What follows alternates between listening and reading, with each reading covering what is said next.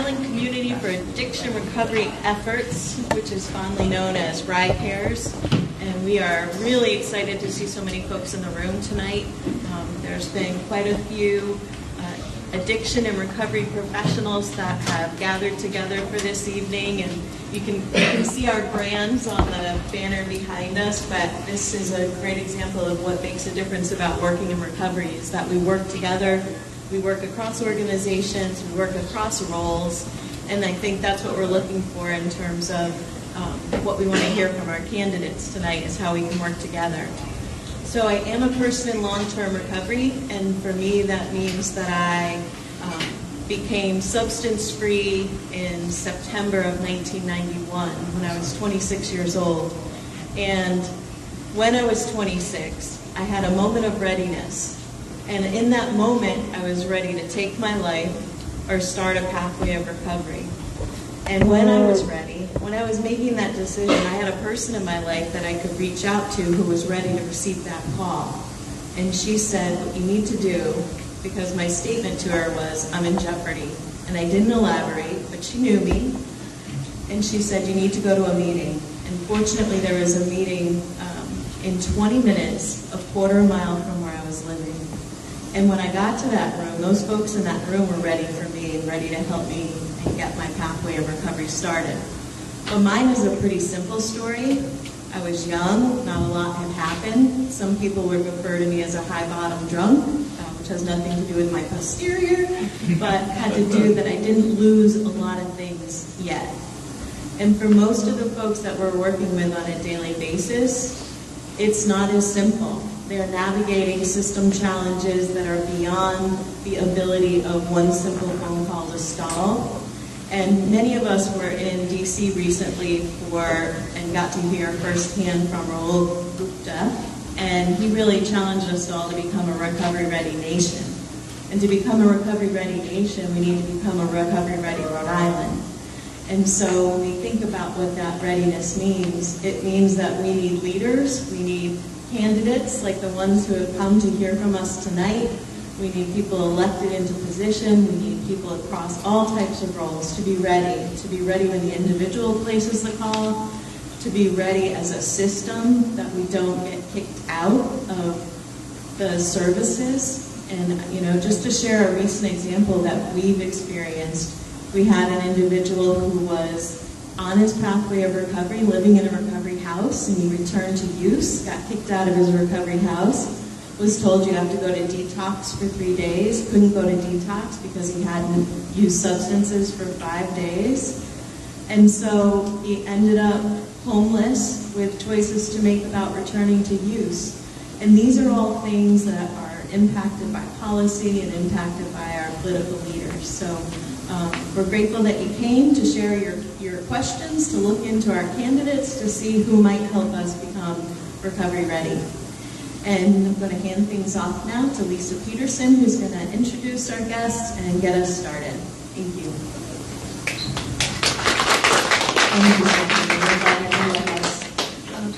Yeah, I was just going to suggest that. Closer to my friends. I appreciate that folks were able to get here. I understand there's some congestion out there, so we will just roll with the punches, which is literally what we do every day in these meetings. So I'd like to introduce the candidates who are here. We have Mr. Dave Amo, we have Councilman John Gonfalves from Providence, we have Lieutenant Governor Cynthia Matos, and Senator Anna Quezada. So we're really glad that you could be here with us, and we're going to start with just some sort of general, high-level policy questions, and really just interested in what you would do in this role or how you would support our communities in these roles if you are elected to represent the great state of Rhode Island. So thank you. Yes, there are a couple of mics up there, so we can just share, and I will start in alphabetical order, and then we'll go backwards on the next one. So in 2022, we lost 434 Rhode Islanders to the drug poisoning crisis, just one life fewer than a tragically record-setting 2021. There's ample research supporting a wide range of harm reduction interventions, yet some of these life-saving tools are either barred from federal funding or barred from operating in the U.S. What policies would you propose or support to help reduce preventable overdose deaths? And we'll start with Mr. Amo. Thank you. Thank you so much for the question. But first, I want to thank everybody for being here on a summer evening. There are a lot of places you can be, but your commitment both to the communities that have organized this forum, but communities across the state broadly, is something that you should be acknowledged for. What I would say is, I think in terms of strategies, we need to embrace what research suggests works in terms of harm reduction. People with substance use disorders, generally speaking, are not going to be served by one-size-fits-all strategies. And so you see a lot, especially at the federal level, a mix of jurisdictional responses where, in New York City, you don't have a U.S. attorney who is vigorously, pursuing Mayor Adams and his administration, and you have other jurisdictions that may be pursuing strategies that are being called to question by their U.S. attorneys. And so I think that inconsistency is a challenge to the community long term. And what I think we need at the federal level is a broader embrace of a consistent strategy, deploying the research capacities that we have, as well as the great leadership we have at agencies like SAMHSA. I know we have Tom Godair, a Rhode Islander, who has been in long-term recovery, serving in a leadership capacity there. I want to defer to experts rather than have politics drive the narrative. Additionally, I think that we've seen a large amount of new federal resources through Medicaid expansion, through the bipartisan Safer Communities Act. And I'll finish the sentence here. We've seen those resources. Now what we need to do is greater collaboration with the community to make sure that they're deployed effectively. And I apologize, I did not introduce our timekeeper, Veronica Bruhal. When we thought we had 9 candidates, I was a lot more concerned about it, but given that you four are here, you have the floor. Hands on. Great. Well, thank you so much for holding this forum. And thank you all for being here and for being engaged in this process. It's critically important that people are involved. My name is John Gonsalves. I'm a 2-term city councilman representing the East Side and downtown in the city of Providence. Downtown, as many of you know, is one of the largest overdose hotspots in the state. And so this issue is very personal to me. I see it on the ground every single day. And there's a lot that we need to do, particularly locally, at the state level, but also at the federal level, to address and mitigate some of the challenges that we're experiencing. So one of the things that I hear often from folks is about Medicare reimbursement rates. That's a huge issue that we need to address wholeheartedly on the ground.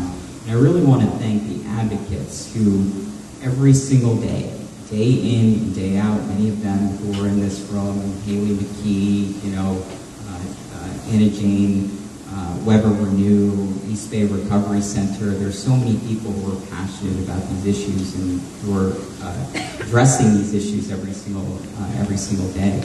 I was just looking at the stats recently because I get them.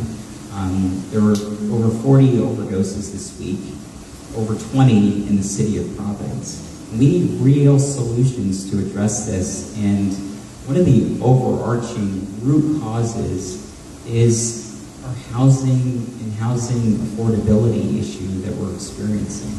There are so many people who are down and out and on their last leg, and they don't have the resources. And it is incumbent on us to humanize those stories, those experiences, the challenges that people are going through, and make sure that we're providing every single resource at our disposal to take care of the people in our communities. It's why I've pushed, and I'm very, very proud of my record on this, for our police officers and our public responders to carry naloxone so that they're addressing these issues on the ground. I think at the federal level, we have to look at the Model Syringe Services Program Act, which is a broad way to address these issues on a daily basis all across this country.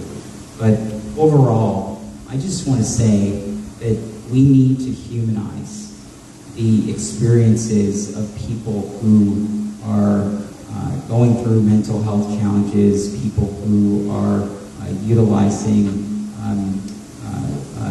opioids, or people who are struggling from substance abuse, so that way we can make sure that they are getting everything that they deserve, because they truly deserve it. So thank you so much for being a part of this discussion, and I'm certainly looking forward to touching base with all of you tonight.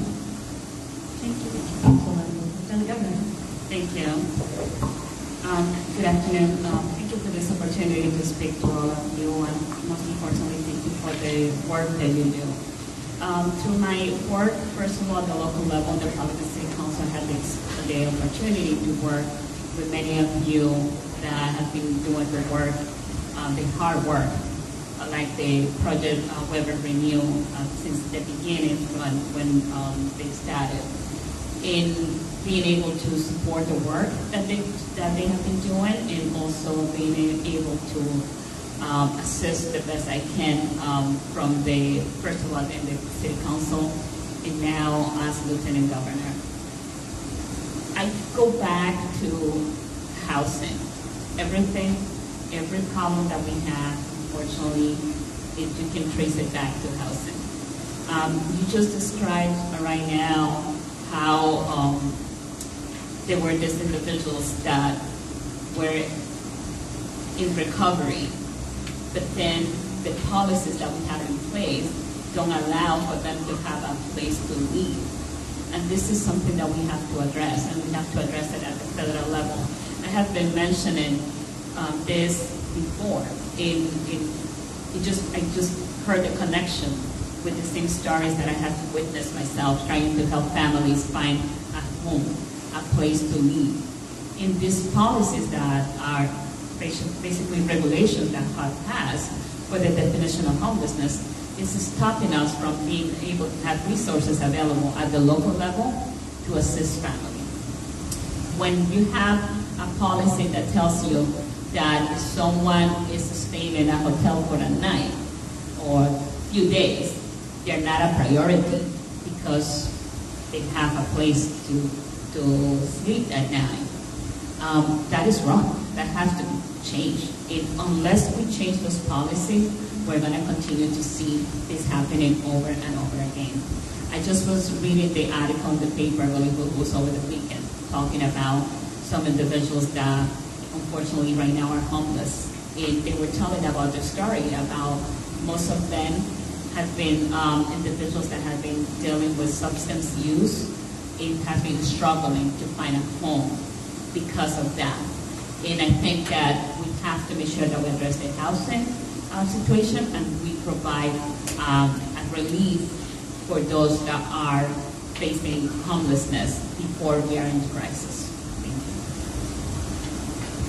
Thank you. Well, good afternoon, and thank you for having me here. It's great to see so many people this afternoon. My name is Ana Pisara. I represent District 2, and you are my district, working in my neighborhood. But one of the things is many issues, and housing is one of them. But we have many issues that we have to serve. Make sure people have insurance. Make sure mental health issues are taken care of. Making sure people have a bed when they have a crisis. And how we can do this, there's many ways. We can do it at local level. I'm the only one who talk about this in my website. Nobody else, or the people running for this seat, are talking about substance use, mass cancellation. I'm the one who, from day one, I've been talking about this because this is a crisis. More people die of overuse than gun violence, than car accidents, than fire, and many things, putting it together. And that's amazing to see, but nobody talking about this issue. You know, and I've been a champion at the state level, working on those issues from day one. You know, I passed many legislation. I passed a legislation that now people who cancel it can have 3 days to advocate for them, to make sure when they come out from jail, they have a place together for them. They have housing for them. They had a program together for mental health issues. They have a program for them if they overusing or if they have mental health issues. Then this is a situation that's happening because the 48 hours before somebody get out of jail is valuable. It's so important because that's when they can go back in. But if we put together resources together for them to provide the support that they need in the communities. And when we talk about housing, definitely, housing is an issue. But we cannot just put somebody in housing right away. We have to provide the resources that they need before they be ready to be in housing. We need to make sure that they get the help through the mental health issue they have. I'm a social worker. I've been working on this issue for many, many years. And like I said, it's something I've been working at the state level, something I will do when I get to Washington, and I make sure that our community will get the resources they need to buy more beds available when somebody having a crisis, to make sure people have Medicaid for all, that everybody having insurance to be provide the service that they need, and to make sure that we will do whatever we can to prevent. I believe in preventing, educating parents, educating children at a very young age that this is not the way to go. We need to prevent before we do anything. Thank you.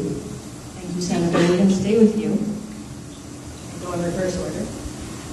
Rhode Island is experiencing a critical shortage in the behavioral health care workforce. At the same time, the community need is surging. Starting salaries in many organizations rank below retail and fast food establishments and are insufficient to meet workers' basic needs, much less their student loans. This crisis is driven in part by stagnant reimbursement rates and lack of healthcare parity enforcement. How can we address this urgent need at the national level so our state can rebuild its crumbling workforce infrastructure? Well, it's many ways to do that. And one of them, I was the one who raised minimum wage in Rhode Island to $15 an hour. And that's something that I would work at the federal level to make sure that because if people get paid the right way, you will find workers. When we raised the minimum wage, I had many people criticizing because we did it during the pandemic. They were like, how did you able to put the minimum wage after we went through the pandemic? And then now they realized that that was needed to do because people wasn't finding workers. People didn't want to go back to work after the pandemic because they wasn't getting paid enough. You know, and since I've been in the Senate, this is one of my priorities to make sure we fight for staffer, to make sure people and nursing assistant get paid the right way, to make sure people get paid. So far, we did it under 21 to raise the minimum wage, and every year somebody get $1. Then there's many things that we need to get to make sure we get the worker in the state, but workers get paid to be able to have a living, to be able to pay for housing. Housing is so expensive today. You know, there's so many things that we need to work together, and I think we can do it. And I would definitely work in Washington to make sure the workers get the right pay, but they get benefits and they get vacation and everything they need to be able to go back. Too many people to go back to work. Thank you, Senator. Lieutenant Governor. Thank you.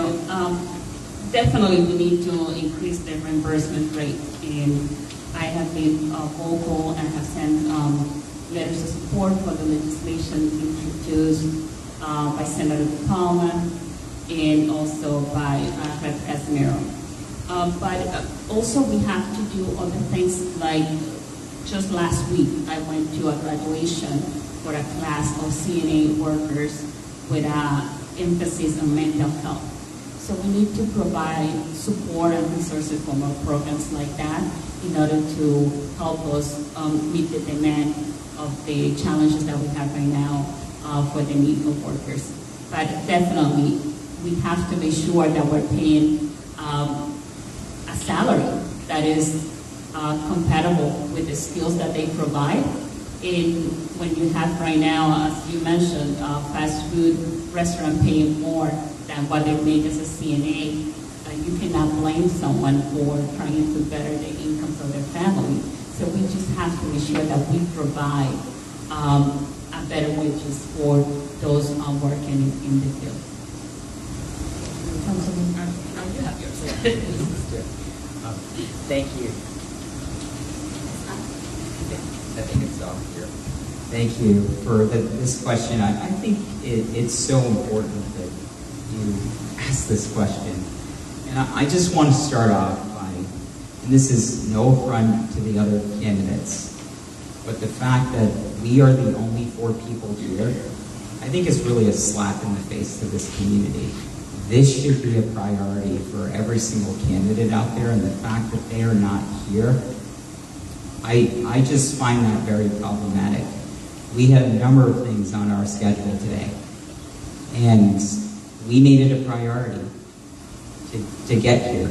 You know, there's a library in my community that we help fund to get back into order. It's a library that helps so many people in our community, and we've got, you know, we're reopening the library for the folks who utilize that today, but we decided that we're not going to be there so we could be here, because this is a very, very important conversation and discussion that we should be having. So I just want to say it's an unfortunate shame on the rest of the candidates who should have been here to be a part of this discussion, and the fact that they're not here, I just want to, again, affirm and thank the people who did show up, because we really should be having this conversation. To the points that were made, I think we need to do everything in our power to make sure that we are increasing reimbursement rates, but we're also getting people in the field and excited about these fields so that they can participate, particularly our young people. Because what we're seeing, particularly in this industry, is there's so much turnover, and there are people who have been in the field for quite some time. But in order to address this issue, we need the kind of workforce to facilitate and address some of the challenges that we're experiencing. But I'll pass it off to my colleague here so he can elaborate. But again, I just want to affirm everyone who's here, and it's a shame that more candidates can be here today. Thank you. I agree with previous comments on reimbursement rates. I think it's a challenge system-wide. We see it, and so I think, you know, there's no need for me to elaborate further there. But I would say, to the extent that we can, at the federal level, have some broader funding that pushes down through the system, that will make a critical difference. The next bit I would speak to is the mental health parity work that is sort of unfinished business of the Affordable Care Act way back in 2010 in the Obama administration. You see, just recently, in fact, just last week, one of the bigger champions for mental health parity, former Congressman Patrick Kennedy, was present as the Biden-Harris administration moved forward on finalizing a rule to ensure that we actually achieve that. The next bit I'd speak to is a workforce challenge. I think this is something we see in a lot of critical fields that are, or critical roles that we have in our communities, whether we see it in our teaching workforce. It extends to so much of our healthcare workforce, and you see the concentration of people actually being able to receive services being limited to those who have the means for private practice, and that is something that we need to make sure to continue to build a pipeline. We need to make Rhode Island attractive for people who do have options to work in this space, to be here. And it ties to the points made earlier on housing that the Lieutenant Governor and the Senator made. I think it all fits together as part of the system. But ultimately, our fundamental priority has to be to make sure that everybody has the care that they need. I'll mix it up and start with my own. Over the past decade, there's been progress in the way that we understand and talk about substance use disorders, including recognition that this is a public health issue. Our policies and systems, however, continue to perpetuate stigma, resulting in continuing harm. Where would you begin to help the U.S. walk the walk of ending the fear, bias, and discrimination towards people with substance use disorders? That's a very good question. I think it starts with education, because the stigma that we're experiencing in the wider community is totally unfounded. And it's also the stigma that we experience around harm reduction centers. If you look at what's happening internationally, harm reduction is something that has been very successful all across the world. And for decades, I mean, there's clear research on the effectiveness of harm reduction centers. And I'm proud, at least in my role as chair of state legislative affairs on the Providence City Council, to have put a lot of bottom-up pressure on the General Assembly to actually pass the bill to make sure that we have harm reduction centers in our state. And that was passed in 2021. Now, the problem is, we're not, as a state, I won't say myself, but I think broadly, we're not putting our money where our mouth is. It has been 2 years since that law was signed, and there are all these barriers in local communities in terms of the implementation of harm reduction centers. You know, I've been a fierce advocate for trying to get harm reduction centers via our local zoning laws in downtown Providence. And the thing that is really frustrating for me is the powers that be. Unfortunately, there are people out there who have a lot of power and money and influence, and they become some of the biggest barriers to providing people with the care and the necessary resources that they need in order to succeed. And I think we need to address that wholeheartedly. And as your next congressperson, rest assured we are going to fight back, especially with these deeply rooted special interests that don't want to put people first. They're worried about their own bottom lines or how it's going to affect Kennedy Plaza or their businesses, but they're not willing to address the underlying root challenges that we're experiencing in our society, and I think that is a shame.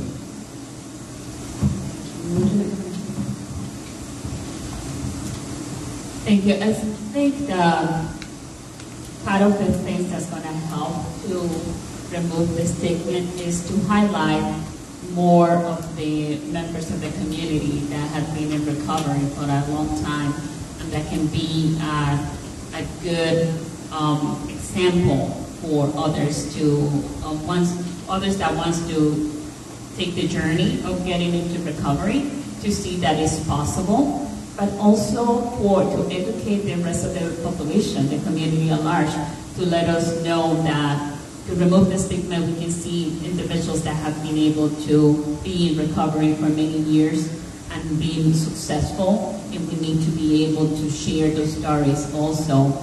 So it's a little bit of communication with the general public, communication with the elected officials to educate us about the struggles that the community goes through, but also that we have to be at the forefront, speaking out and in acknowledging that the individuals in recovery are contributing to our community and are valuable members of our society.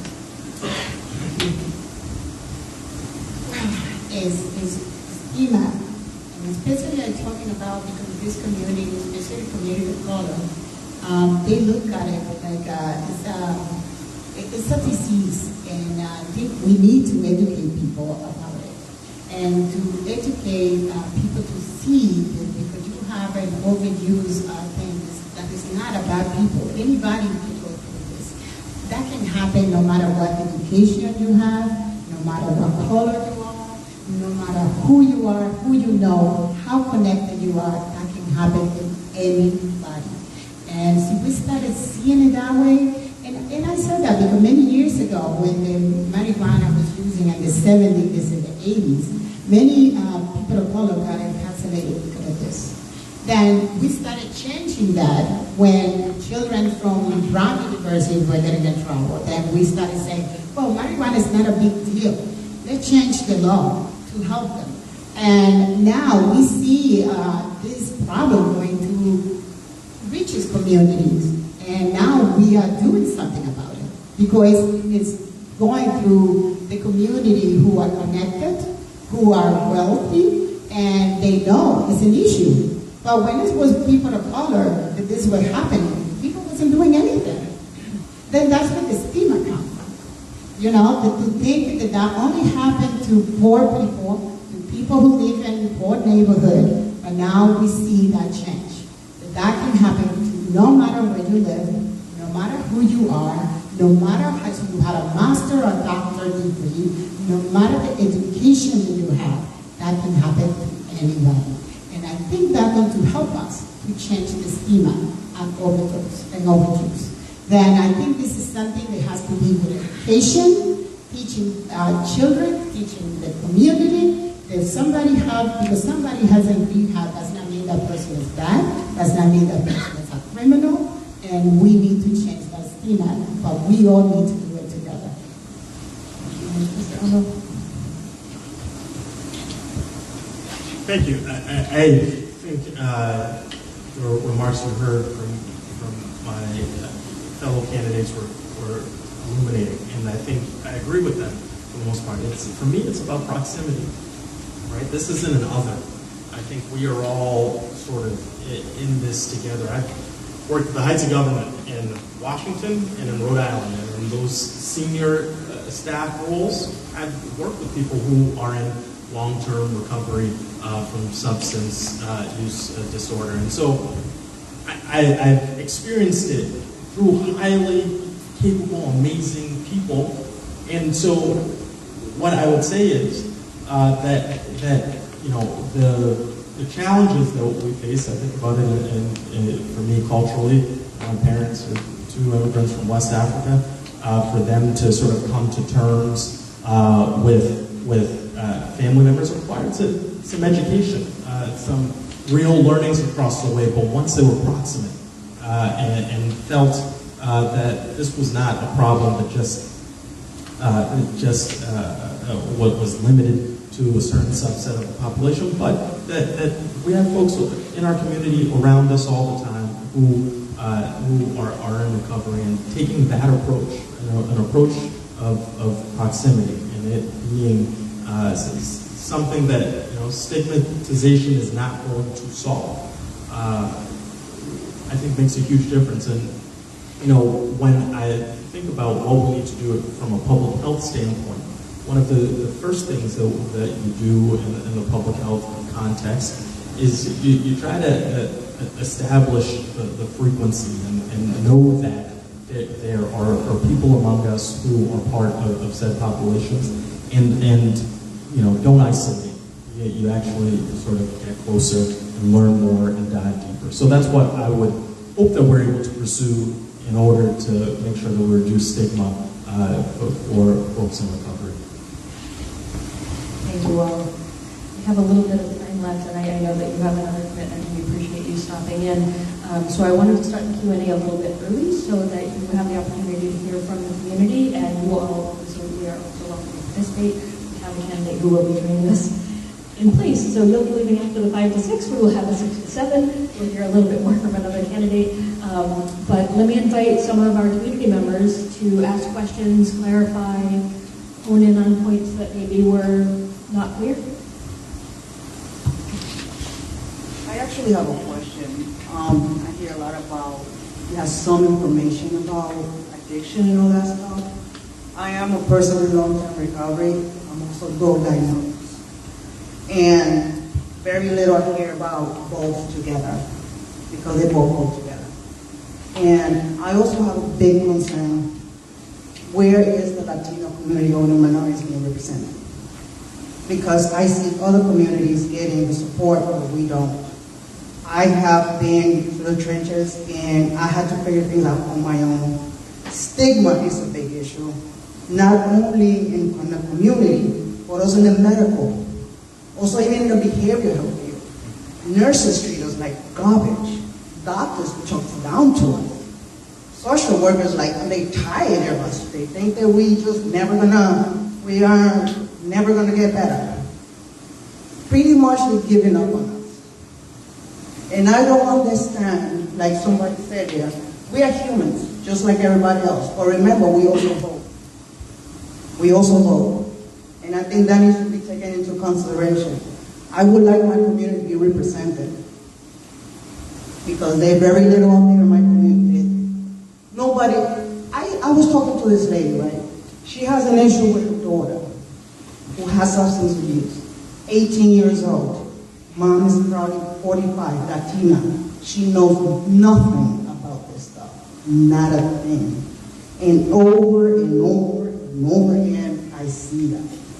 And I think that in order for certain communities to get the information and the support, somebody in power should be able to get that to them. You know, because we too much. Thank you. Yeah, hi, Pat, Word Coalition Radio Network. Mr. Richard Cowan coined the phrase the iron law of prohibition. That states that as law enforcement becomes more intense, the potency of prohibited substances increases. It's also said that legal drugs are safe drugs. As a member of Congress, will you support the legalization of all drugs and narcotics?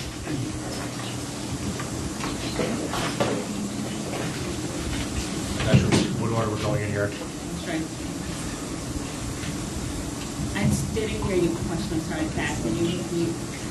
We want you to repeat it. Oh, sure. Okay, I'll repeat it. The question. And since Senator Cano just got here, we'll ask you first. Mr. Richard Cowan coined the iron law of prohibition. As law enforcement becomes more intense, the potency of prohibited substances increases. Many would argue that this is one of the underlying causes of the presence of fentanyl. It's also said that legal drugs are safe drugs. If elected to the United States Congress, will you support the legalization of all drugs?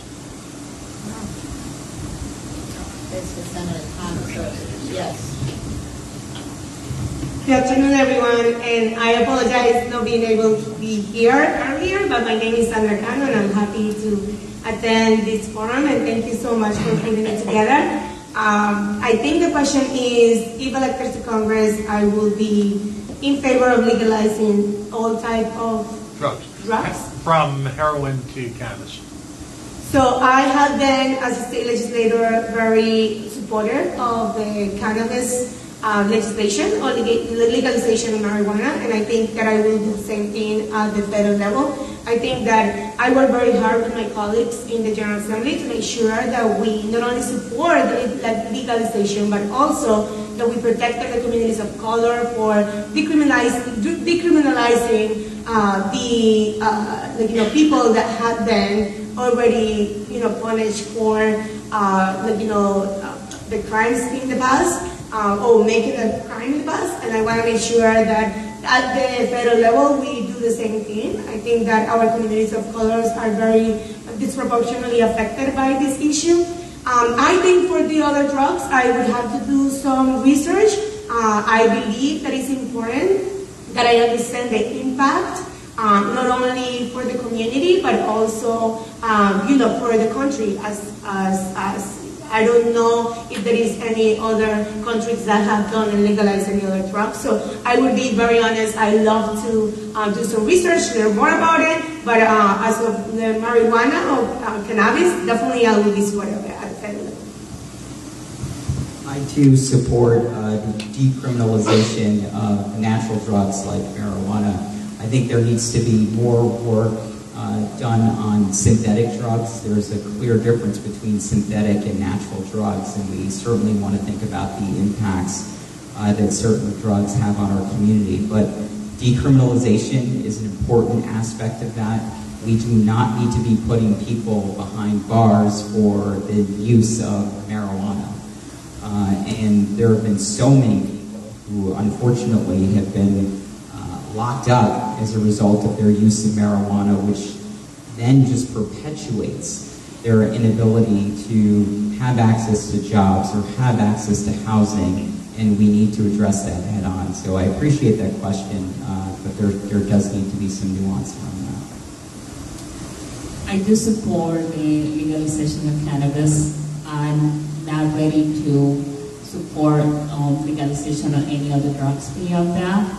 But one thing that I do support is to make sure that those that use all the drugs are not being sent to prison for because they're using other type of drugs. Instead, that they're sent to programs and rehab programs instead of prison. But what I support right now is the legalization of cannabis. Well, many countries in Europe, the drugs are legal. They are legal for people to use any kind of drug. And even a place like Portugal, there's a very, they very, how would you say that,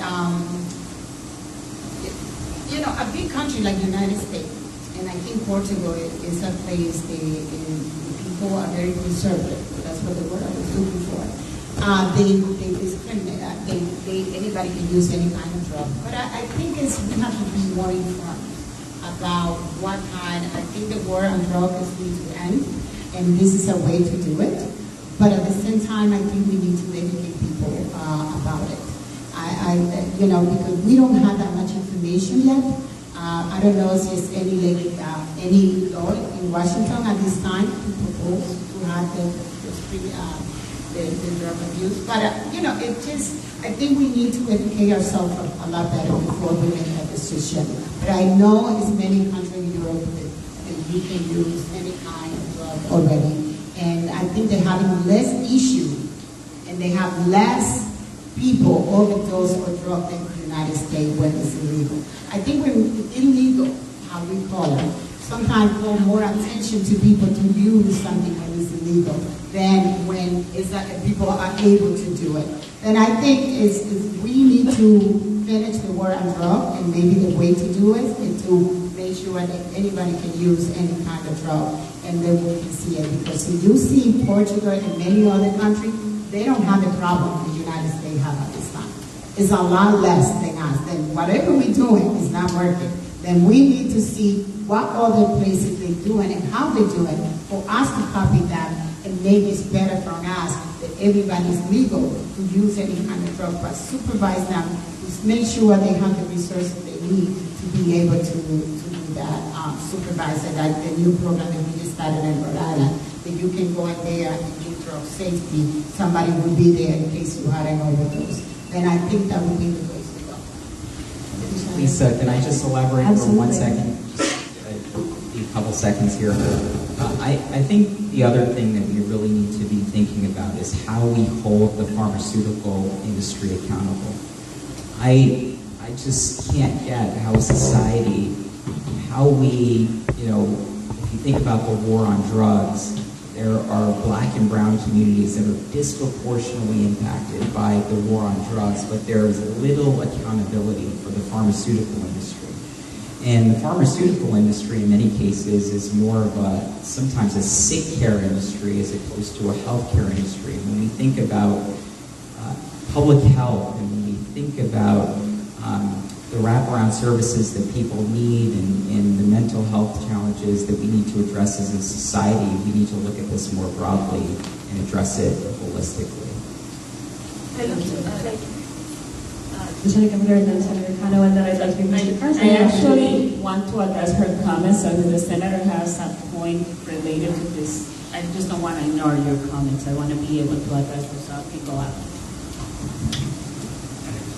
Oh, sure. I wanted to add one more thing, that I think that when we said that we support at the federal level the legalization of cannabis, we want to make sure that as a country, the profits that bring really are reinvested in the community, just like we've been doing in the state of Rhode Island. We could do better, but we've been doing some investments in harm reduction centers, but also in mental health and also any type of support to make sure that not only we empower the communities, and most of the communities that are disproportionately affected by this criminalization of the crimes that we will talk about, but also we want to make sure that we have a safe place, just like Senator Quesada said, for users to be able to feel okay, just like the harm reduction centers that we do have in Rhode Island. So investments need to come back to the states, and I think that we need to prioritize that when we do legislation, and make sure that we are very proactive about making sure that those investments come back to the communities that needs it the most. Thank you, Senator. Mr. Frost, my question on the floor is, in short, would you support the full legalization of all drugs across the country? No. No, I would support the legalization of cannabis. Legalization really to regulate cannabis, because I think there are studies that show that there can be harmful effects on teenagers in particular and adolescent minds.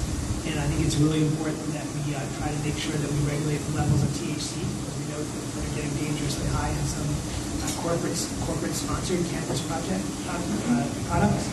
And I hear, this is something that I've been pushed on a little bit by some friends who've had some issues to do a lot of research.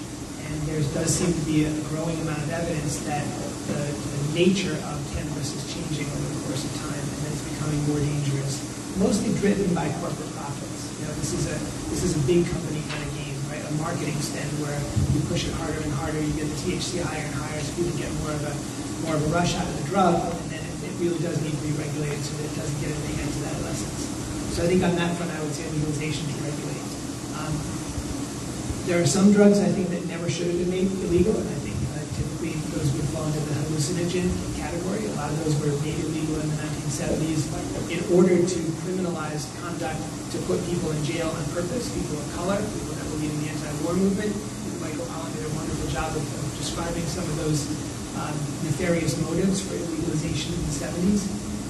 Believe it or not, some of these drugs weren't illegal when I was a little boy, which shocked me when I read that in that book. I thought they had been illegal since the dawn of time, and that's just not true.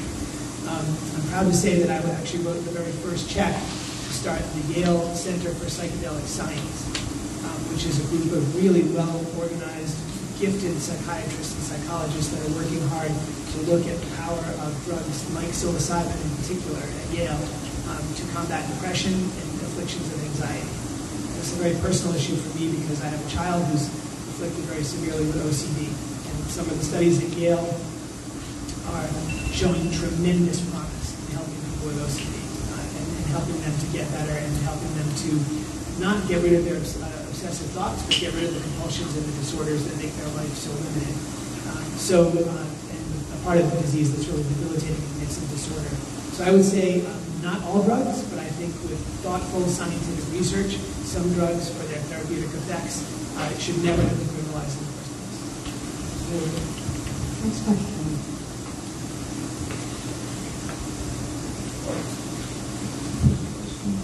Hello? Are we criminalizing people in our community for fentanyl helping? This seems to be health related, not criminal related. And what actions are we going to take to change this?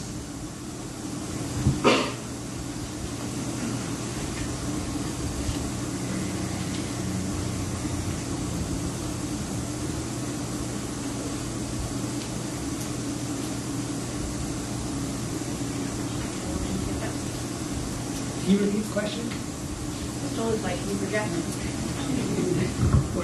How is criminalizing people in our community for fentanyl helping when this seems to be health related, not criminal related? And what actions are you going to take to change this? Is there any order you want us to go in? Whoever's going to answer. Sure, go ahead. So I think it goes back to the question that we just answered, which is the difference between synthetic drugs and natural drugs. You heard one of my colleagues on this stage talk about the fact that there are natural drugs, and whether you think about mushrooms or psychedelics, that can actually address some of the mental health challenges that people are facing, and decriminalization is a start. But it also goes back to holding the pharmaceutical companies accountable. There should be no reason, again, why they get slaps on the wrist for dishing out all this fentanyl in our communities and providing our communities with opioids and not suffering the consequences for it. Because let's be frank, if it was a person of color who was distributing fentanyl on the streets, we all know what the outcome would be. And so it's a real equity issue. And if we're going to be completely honest, we need to make sure that we're holding the pharmaceutical companies accountable, because they are complicit in this problem, and there are so many people who have loved ones who have died as a result of their abdication of responsibility. And that needs to be taken very, very seriously. Thank you for that question. Similar to what I said earlier, so right now I'm in support of supporting cannabis to be legalized at the federal level. I'm not ready to say that I will support the legalization of fentanyl, but what I do want to see is that those that are using fentanyl most of the time just become addicted based on some medical treatment in many instances, that they are treated that way. That someone that is as you just said, it's a medical issue. It's not an addiction that should be looked down on those individuals. It should be treated as the problem that it is, which is a medical condition. Well, before I continue, I want to answer her question, or not her question really. She just made a comment about the Latino community. One of the issues with the Latino community, I think, is the language barrier. Many times it's very hard for a Latino to find counseling in Spanish, to find any program directly to the Latino community. And I think that's the fact that we need to teach our children to go for, psychology, to become, we have a few Latino doctors in Rhode Island, but not enough. And I think that's the biggest problem. I get a lot of moms calling me and saying, my son is using drugs and I don't know where to take them. And sometimes many of the Latinos go back to their country because they think they can get better treatment than here. And it's not because the treatment is better over there, but because they can speak to the doctor in their own language. And the doctor can understand what the issue is. But when you don't speak the language, it's very hard for you to find the resources or to find a program that your children can go to. And then when the parents don't speak the language, it's hard for them to be able to help their children. Then I think it's more a language issue than anything else. It's just that we need to find a doctor. But one of the things, I remember a few years ago, we passed the Crystal Law in the State House. And it was a law that I was against it from the beginning, and I voted no. It is not because I agree with people selling drugs to anybody, but I think we all have to take, the reason I voted no on that thing, because I knew that was affecting people of color. It wasn't that law, wasn't for nobody else, but people of color. So you sell drugs to anybody and that person dies, you get in prison for life without, And I think it wasn't fair to do that because sometimes people are selling this and they don't even know what they're selling. And I think we need to look into it and, to be fair to people, because I remember when that law, one of my senators, Senator Gallo, got upset with me for like months because I voted against it. I looked for other senators to vote against it because I think it wasn't the way to do it. Finish the war on drugs is the way to go. We need to now look at people because they have a substance abuse, to look at them like criminals. And that is the issue. They're not criminals. They have a health issue. And we need to look for help. We need to find a solution, not to criminalize them, send them to jail, because sometimes they have minor drug on them and maybe it's something they've been using. One of the things, and one of the reasons at the beginning I was against the marijuana bill. And then when I teach myself and educate myself, I think it was the right things to do. But one of the things that I like about the drug, it was that now people can expunge the record automatically for people who went to jail just for marijuana. And I think the community will pay a very high price in the past, but not the community who benefits today of selling marijuana. It's very not that many in our community who qualify to have one of those places where you sell marijuana. but we were the one who paid the price in the 70s and the 80s. Thank you. I'm not sure what's going on, Tommy. Senator Cano had a hand as well. Oh, no, okay. I'm sorry, I was going to address her comment and then get into the next question. So is that kind of go back? Yeah, you want to briefly go back here, and then we'll go to Senator Cano first. Thank you. So I appreciate your comment, and it's true. What you're saying is right. And I can tell you because when I was in the Providence City Council, I was struggling trying to find resources and information in the community. When Colleen came to the neighborhood with Project Renew, before it was Weber Renew, it was like a blessing to me because they were able to provide resources and information that we didn't have. Within the Latino community, unfortunately, there is a lot of misunderstanding about the challenges that individuals that are using substance, what they're going through in the resources that are available. And the main reason why I'm here in this forum today is because I want to learn from all of you. So I'm looking forward to continue this conversation and learning from you what ideas you have on ways in which we can address and do better. Because I agree, we have to do better. Thanks.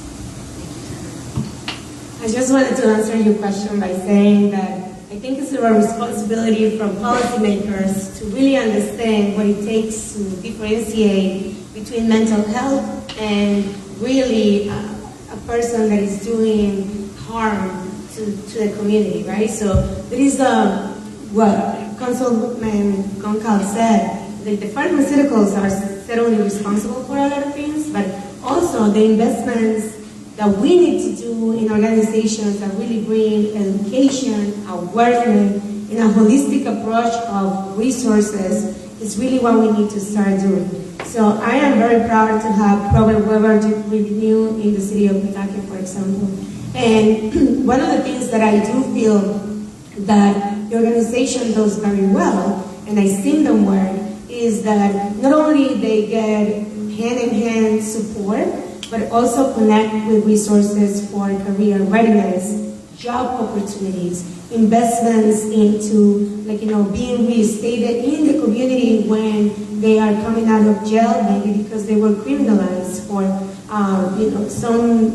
some charges in the past because they were selling marijuana, because of some issues that they had. So I'm very proud to have been part of, the legislators and the main sponsor, and I see it here, of also creating the 9AA line crisis, right? And that comes from the federal level and it trickles down to the state level. Why is that important? Because organizations that bring those resources to members of the community that are suffering from mental health have professionals that are ready to speak with them 24/7. And these professionals de-escalate the way that, these individuals are feeling. I have a family member that goes through, a lot of challenges. And you know how he got into being a little bit of, dependent of opiates was because he got into an accident and he had a pain that is very chronic. And the only way that he could relieve that pain is through opiates. And then so how a person that don't really understand what the journey of that, in this case, my cousin goes through, is going to be judgmental. So we need to really look at these cases in a way that is personal, but we also, as policymakers, really need to look at a holistic way on only doing investments to connect all the dots for all of the individuals, like my cousin, that go through these issues to be and have second chances in life, opportunities and people that really guide them so they could succeed. So for me, it's about education, engagement, a holistic approach, and organizations such as Project Renew or this organization here to make sure that we do the work together. But it takes a lot of us to create those investments in policy that work for people, and especially when we know that is something that you cannot really control. I see my cousin suffering, and I understand that he needs help. And then that is why, having that opportunity to connect with the people itself, then you have a different perspective and you can do policies that work for everyone. Thank you very much. First of all, I should have introduced myself when I sat down. My name is Don Carlson. I'm one of the candidates for Congress, and my two saw there. I'm Don Carlson. I'm one of the candidates for Congress. I apologize for being so late. It was on my schedule for 6, and I thought I was getting here early, but I wasn't. So I apologize very much. This issue is so important, and I don't mean in any way to give it short shrift. So I really want to say I wish I had been here on time, and wish we had given full attention to it. I also am here to learn, and I think I just learned a lot from you about your cousin's experience. And I think there's a lot of wisdom from our collective life experience among the 5 people up here that everybody in our society has had some interaction with drugs in some way, some person in their life that was addicted, had to go through the process of recovery, but I think we've all been touched by that. So I feel like our society today is a lot more compassionate than it was 20, 30 years ago about people who go through the process of addiction or recovery. I had someone in my own life, a very, very close family member of mine, who wound up going into treatment into a rehab center. When I wound up going down to the Meadows in Arizona and spending a family week down there, I think I learned more about myself and about life and about the power of guilt and shame to destroy people's lives in that week than all the other weeks in my life combined. It was an incredibly powerful experience to be with people who had gone through that experience and who were on their way to recovery, sometimes a bumpy path to recovery, sometimes a non-successful path to recovery. But the wisdom that comes from that suffering is really profound. So I feel like the people in this room probably have a lot to share in terms of that wisdom, and I'm eager to listen to it. But what I want to double underscore is that it doesn't make sense to criminalize addiction.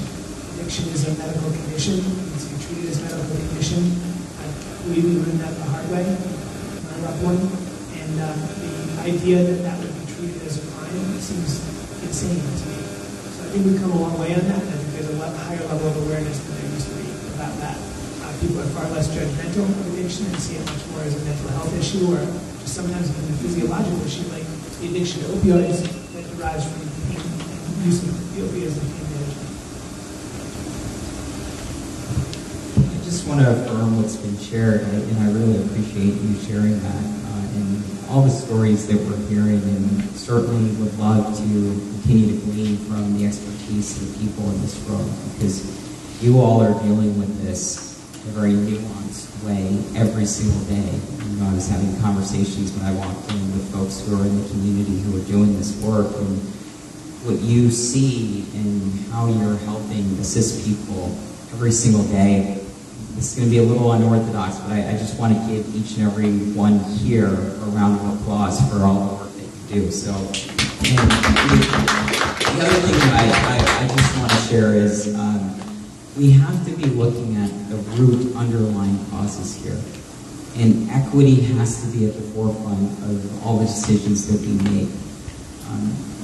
Growing up in the city of Providence, I went to Providence Public Schools, and I was someone who, grew up in a family that suffered from poverty, that suffered from food insecurity.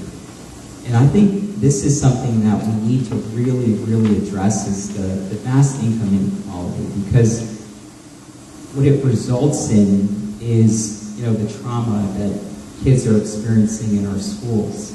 I've served as an elementary school teacher for nearly the last decade, and just thinking about what our kids experience on a day-to-day basis, particularly kids who are different, kids who identify as maybe LGBTQIA, when we're seeing Republicans double down on the attacks of certain communities. We're seeing the recent Supreme Court rulings, for example, and that is really affecting our psyche. And it's, in many cases, it's resulting in some of these public health challenges and mental health challenges that we're experiencing as a society. But I would also say, I know a constituent who lives on $25 a month. And there's so many people like that who are in our community, and this person gets shelf-stable, government-funded food, and we need to be thinking holistically about how we even address things like that. Because if we're not providing people with the best high quality, whether it's natural, organic foods, we're just perpetuating this system, in many cases, is a sick care system as opposed to a health care system. And I just think that we have to do everything that we can to, again, educate, but to also provide people with the resources so that they live a healthy and a natural life, and they're using natural mechanisms as opposed to some of the synthetic drugs out there that are really harming our community. And the last thing I just want to share really briefly is I've heard the word disorder used quite a lot. And I think our language is so important. We have to normalize. These things. And when we use language like disorder, for example, I think that also is a barrier and a hindrance to the work that we need to do, specifically on educating folks in the community, but also addressing the challenges that we're experiencing as a society. So I just wanted to share that.